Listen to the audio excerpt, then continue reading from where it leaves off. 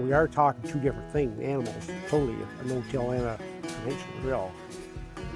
Great Plains, in the early days, had a reputation for high maintenance. And I think they realized after, the only reason they got that reputation because they were new, they were one of the first ones on the block for a no-till drill, and people had to learn that without any conventional tillage, that drill's doing it all.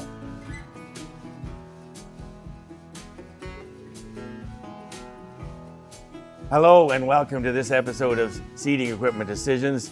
I'm with Bill and Wes Honey from Noram in East Central Ontario, and we're talking about the things that you need to think about as you approach making a big investment decision in terms of planter upgrades. And so we're going to talk about whether you buy new, whether you buy refurbished, or whether you work to refurbish the current planters and drills that you have. So let's start off, and Bill, if you want to take the time to talk about who's currently involved in the business. Okay, well, Wes, my son and I we work together here. We both have off-farm jobs, so we kind of call our hobby. So Wes has been here. How many years have you been home now? It's about 15 now. So it's that yep, very 15 since years. College Yeah, and yep. Alberta. So, Yep. I guess it was back, the no-till kind of got off the ground back in, I'd say, the mid-'80s. Some of the veterans there were the innovators like the Peter and Bruce Stewarts. They started out with a no-till drill, a 10-footer, Great Plains, I think, and they went around and did custom work as a demonstration, part of their grant for that drill. And I was involved in the sown crop, executive back then, and for the next 10 years, it seemed that every meeting, everything was focused on no-till and reduced tillage and whatnot. I guess one of the other things that I'm proud of is that to make this change into no-till, like I come home in 76, first thing I did is you bought a plow and a cultivator and a disc and upgraded the machinery around here. Well, then 10 years, to I guess more like 15 years later, we really got heavier into the no-till. And what really worked out well for us is 5 people, actually 5 different families actually worked together in purchasing drills, planters, and even we shared a tractor with our neighbors, all part of that group. Since then, many have outgrown it, and it's just been a very, very even, I'm trying to think of the right word for it, just a good even balance that we all basically are on our own now. Some have expanded and whatnot, and so it's worked out well that way too. It kind of got everybody going, got everybody in the loop, and then kind of go from there. Wes, you mentioned that you have 3 different planting units. Can you talk about what crops you grow and what planters are used in the planting operation for those crops? Yeah, so we we grow corn, soybeans, and wheat. And so for corn, we have a Kinzie Classic 6-row 30-inch planter. It's set up with dry fertilizer, and then a full no-till with the wavy Coulter up front on a separate bar, fertilizer opener, mounted Martin row cleaner. The bean planter is a Kinzie 3000. It's actually an interplant model. So we had it originally set up to plant 2 twin rows in between our corn stalks.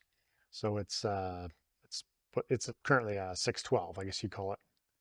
And it's also set up with, it's actually got a nose mounted wavy Coulter, getter, narrow row cleaners, and then the openers, and no fertilizer. So that's why we have currently the 2 planters, both at 30. And then to plant wheat, we have a Salford 520 air drill with a separate mounted Coulter caddy. And how are cover crops seeded?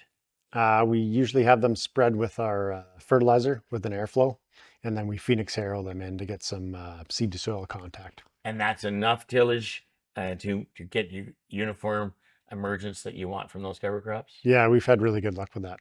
How old are those planters? The Kinzie Classic would be, you bought that one. We did share it. It's got to be About 20 years, I'd say now. Yeah, about 20 years old. And we have, we're a small operation, but we have had to rebuild various things on it. And it's in tip-top shape at the moment. And the bean planter, it's confusing. The Kinzie 3000, it's more like about, would it be 10 years old? I was going to say 7 or 8 was probably 10. Yeah. Well, no, it was 5th, wasn't it? The dry year 15 or the year of the frost 16? It was 15 or 16 we bought it because we just got the frost. Then we head down. Sorry, you're not head down to Kearney's to look at it. Mm-hmm. Yeah, and we had to so around 10 years old. And the Salford? It's probably around the It's got to be 20. crowding 20 years old. Okay. Yeah. And it's currently shared with our neighbors. And so you haven't bought new planters, but you've obviously thought about the current planters and how to keep them as close to new as possible in terms of their effectiveness out in the field. And that's running them through the shop to make sure everything's working. Mm-hmm. And when do you do that? Normally, in the after we're done with them in the summertime, July, August, we try to do our maintenance. When do you think you wear out a planter, or do you ever wear out a planter if you can keep the maintenance up? Those planters, I mean, like I mentioned, we're fairly low acres, but they Mhm. should last us a long time. Okay. As long as I know you had mentioned about the older John Deere drills and actually wearing out the frames and things, but they're all heavy duty. And we're not loading ours up with all these extra row cleaners and stuff to be hard on them. And one thing about a planter on a farm is that it impacts a lot of the other pieces of equipment and processes relative to the logistics of keeping those planters running. Now, again, you talked about your relatively small acres, and so everything is close by in terms of filling and moving and stuff like that. But are there any things that are bottlenecks in your system that you'd like to fix? I guess the fertilizer was a big one on the. I know we talked about it earlier. We went from paling dry fertilizer to an auger and a gravity wagon. That was a big upgrade and a big time saver on that one. But then going with dry fertilizer, you have to stop every 10 or 11 acres to fill. So Right. it's But there's lots of benefits to dry fertilizer. exactly. Oh, So in that's that why two we're by going to two. carry on that one. Cost of too. Yep. Yeah. Yep. Okay. If it's valid, the one thing I think we'd like to change up too is we've been on our wheat. We just have a 60-foot sprayer, and of course you roll your wheat 3 times plus the application of N. And we've been having the custom operator do it with the big flotation tires.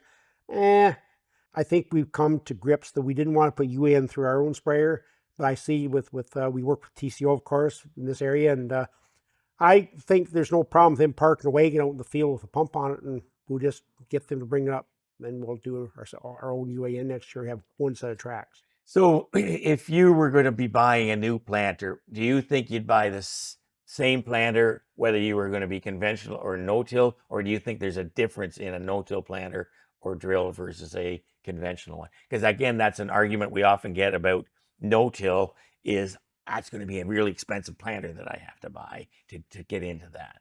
Well, they are different planters. Like to go back in Case's history, like we on this farm shared a 5100 drill, conventional.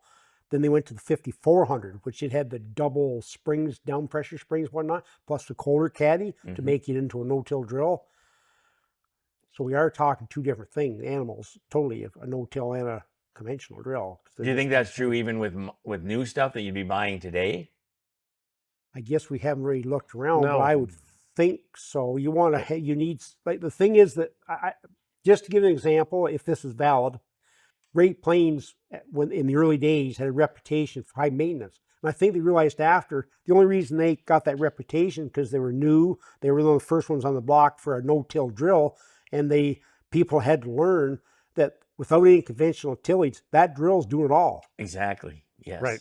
Because the business, like the companies don't really want to have inventory of 2 different types. So Right. most But of the yeah. new stuff that you would buy would be quite capable of doing either. Right. But to It's be just- fair, yeah, we really haven't been shopping. We've Yeah. been, Yeah.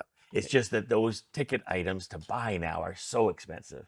And Right. so many of the new items, like, yes, super expensive, and I count my blessings where we are with our equity and that stuff. They also want to go super fast. Right. I don't want to go super fast. 5 Understood. miles an hour is fast enough for me. And it's funny, most of the no-tillers in the discussion here for the series in Winning with No-Till are not looking for speed. When I think about people buying new planters, there's so many things that you can put on a planter or in the tractor cab that operate the planter.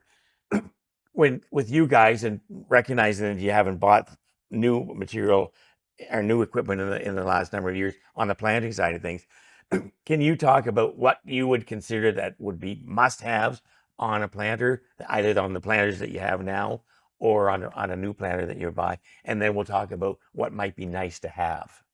So maybe I'm going to answer both in this one answer here, but if a person was in the position to look at a new planter today it'd be nice to be in a position to spend the money on the hydraulic down pressure and the auto shut off. Mm-hmm. I mean, like our sprayers, for instance, to use another example, it's 320s, 20-foot each section, eh? I mean, like when we've had the custom operator before with the automatic shut off every nozzle. Mm-hmm. He's trying to cheat himself, because if it's a 54-acre field, he'll get 54 acres, Right. or it'll take Yep. me 60. Right. In the, let me stress, in these odd shaped fields. Understood. Yes. But that's a significant number of the fields in this geography. Yes. Yeah. Mm-hmm. Yeah. What about nice to haves when you look around at what people are putting on? You know, what would make the job of planting that much nicer? Yeah, to get, like, we have good GPS technology to get that all together with what you were talking about with the auto shut off, Mm-hmm. to get that all to be together, Yep. full Yep. circle. And One then thing I'd like to see on the monitor you got there, Wes, is not have to reach up and fumble for that off when it comes to headland. Nice to have a little, it's a either different foot thing or different something problem. there.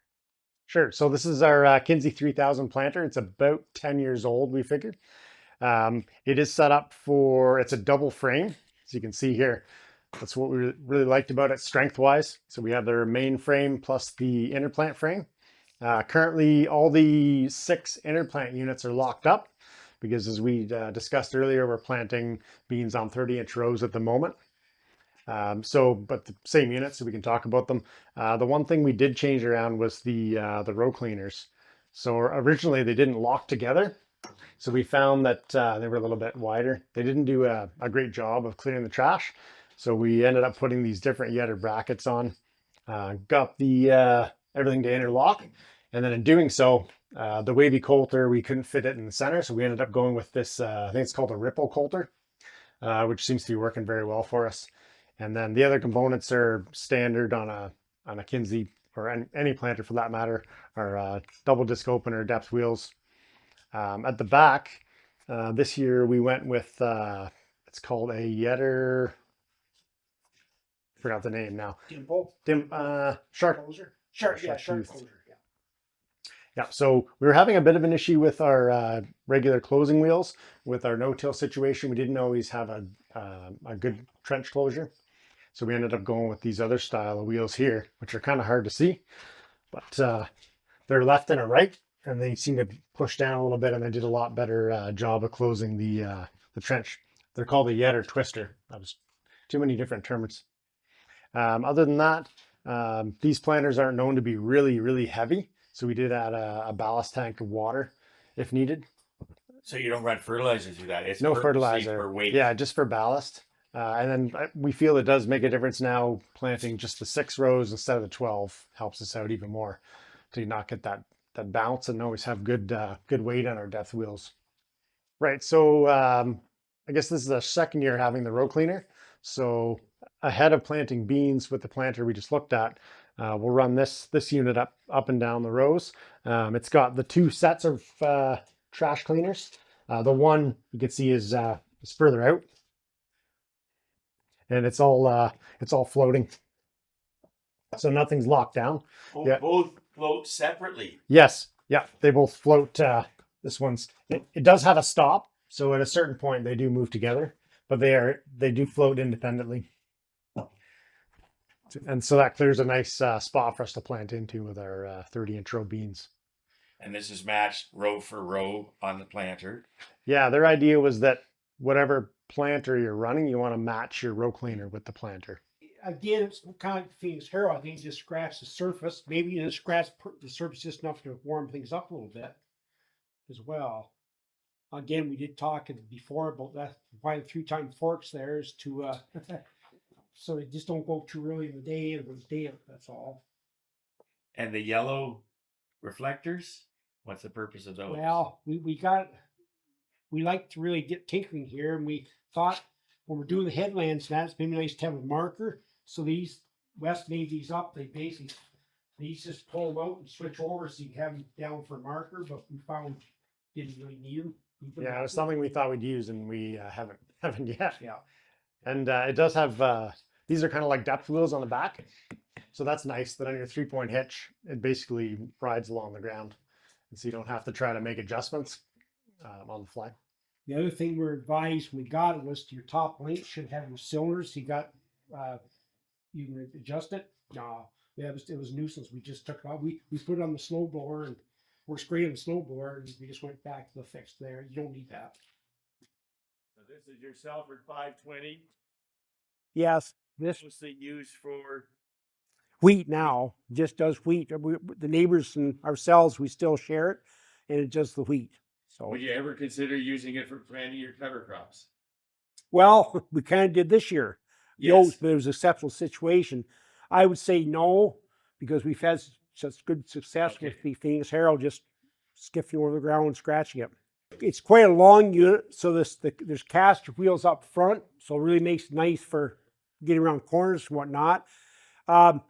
If there is a drawback, we'll get that out of the way to this drill. In our small odd-shaped fields, you'll find it quite cumbersome getting the headlands done, because at the first round, anyway, you've got to come around sometimes back into the corner and go ahead. Then you have to come around each corner and make your circle around, make your loop back in. So it seems like it takes a lot of time. We did get the markers with it, which was used more in the past. With GPS now, they're not used as much. What sold us on this unit, I guess, when we looked at it, was the double frame here, and it's got the set of wavy Coulters up front, followed by your openers behind. The wavy Coulters are just they're probably 1-inch waves, and there's one per row, of course, and the double disc openers back here, followed by a good system here for depth control and the press wheels. The other thing we like about this drill is the tires on it. Lots of flotation, relatively. The caster wheels up there, there's 4 of them. They're good size, plus these back here. So certainly keep your weight per square inch low as you can on the ground. It's got an air delivery system. So it's an orbital motor that runs the fan back here.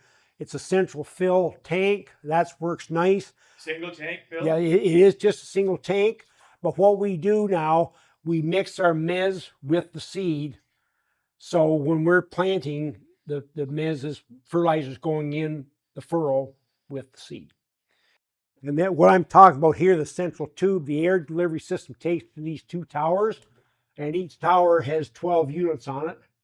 And so that's where you can get little flakes in there and plug it up or whatever.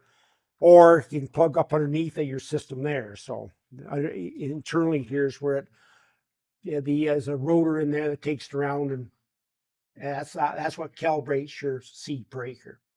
And it's 7.5 inch? Yes, 7.5 inch it is. Yep. And it's just you and then one other partner on the Yeah, it's just us laborers have this together now. It was the 5 of us had this at one time, but everybody started growing enough that we started splitting off. So we did split off, and 2 of the other guys bought their own, and laborers not stuck with this one. So that made the most sense because we're next door. Mm-hmm. Very good. It's worked out well. Like I say, we just use it for one crop now, so it's worked out well. Recognizing how long ago you bought those different units, and that, what were the game changers in each of those that made you decide that those were the ones to buy? Yeah, and the Salford's kind of a little bit of a comical story there. Is actually I was the one that saw it at Woodstock to the farm show there, and saw, and that we were kind of in the market for one, the group. Then it was all the group. And this Salford, wow, it was something else with the wavy Coulters and the seed unit separate and that central fill bin and everything. And not to be negative towards that drill, but the only thing I would recommend if I was a salesman or if I was somebody come to me and asked about that drill, and I've told the people this before, it's a great drill. It's a just tremendous drill, but for big open spaces, because it's long, cumbersome. But in our little fields, time you get your headlands done, you're just about ready to. Interesting, because it's really not that wide, but you're saying the length of it. Yeah, with the length of it, and you don't want to cut too short. So you're up every corner. You got to come up to and pick it up, go around. Either the first time you almost got to back in and pull out again. Okay. And so you have to make the circle around at every corner. And some of our fields with a lot of corners in it, by the time your headland's done, you're. And it does pivot at the very back too, because it's got the casters on the front, Right. and then at the very, very, very back. So Yeah, that's frustrating. Are there things that you've had on those planters that ended up being a mistake that are things that others should think about when they're planning a new planter and stuff, that that just weren't worth the money, that caused too much frustration, and you personally would avoid those in a future purchase? I think the one thing we learned was we didn't realize how much of a difference there was in different types of row cleaners. Like, we went to buy the new bean planter, and we went with what we thought was the right cleaner, which was the Yetter Narrow. Because the idea with that, with the interplant, was you don't want to throw the trash On to the next. right onto the row you're trying to plant. But they didn't really do enough for us, and then we messed around with different. The original ones weren't interlocked together, so they didn't work as well. So we ended up getting different frames, and then we had to get different. The wavy Coulter wouldn't fit, so that was kind of a stumbling block for us. Where maybe now, because we're planting 630s, we maybe should have gone with like a Dawn or the Yetter normal, or the the Martins, like on our corn planter. Okay. Anything next in the planter area, or do you got what's working for you for the acres and the time that you need to spend in the field? I think we're in maintenance and fixing mode. Yeah, Unless you've been to Woodstock. I just feel we're really, with this row cleaner thing we got last couple of years, I just feel in a really good place, and just, yeah. So that brings us to the end of our seeding decisions episode here. And on behalf of those that will take the time to watch this episode, I just want to thank you guys, Wes and Bill, for participating in this conversation and helping other people to make good decisions as they move forward with those what have become very expensive decisions nowadays. Yes, Yeah. very Well, expensive. if I may say, Ian, it's sure been great working with you, and I sure appreciate the cartwheels that you covered in coming out down here late in the day, and on Fridays and Saturday nights you leave here at 7 or 8 o'clock, 8:30, and drive home. You did cartwheels to make this all work.